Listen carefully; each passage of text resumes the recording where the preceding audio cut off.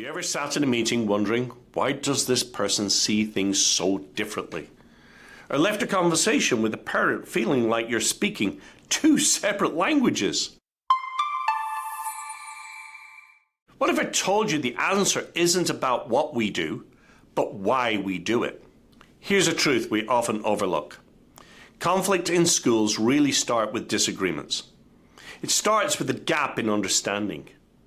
Every person in a school, teachers, administrators, parents, carries an invisible compass, their why. This isn't a mission statement or a slogan. It's the quiet force that shapes how we communicate, collaborate, and care. Imagine two educators. One thrives on structure, believing order creates safety for students. Another is driven by innovation, convinced that creativity unlocks potential. At first glance, they may seem at odds, but when they pause to ask, why does this matter to you? Something shifts. The structured teacher isn't rigid, they're safeguarding consistency.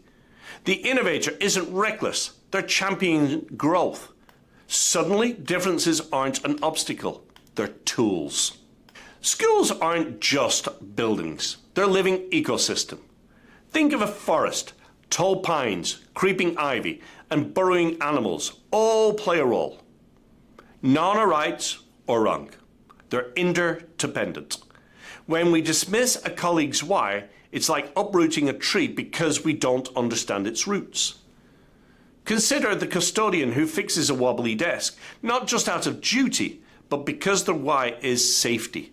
Or a coach whose why of teamwork turns individual talent into collective pride. Even students, when asked, why does this class matter, often reveal motivations deeper than grades, like wanting to make their family proud or solve a problem in their community. In schools where why becomes a shared language, something remarkable happens. Meetings transform. Instead of debating what to do, teams explore why it matters. A parent push for change isn't a criticism, it's a why of progress.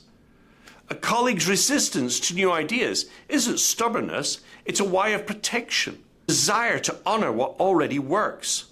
This isn't hypothetical. Educators everywhere are discovering that when we lead with curiosity instead of judgment, empathy replaces friction. A focus on why doesn't erase differences, it bridges them.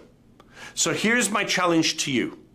What if we stopped seeing schools as machines to fix and started seeing them as gardens to nurture?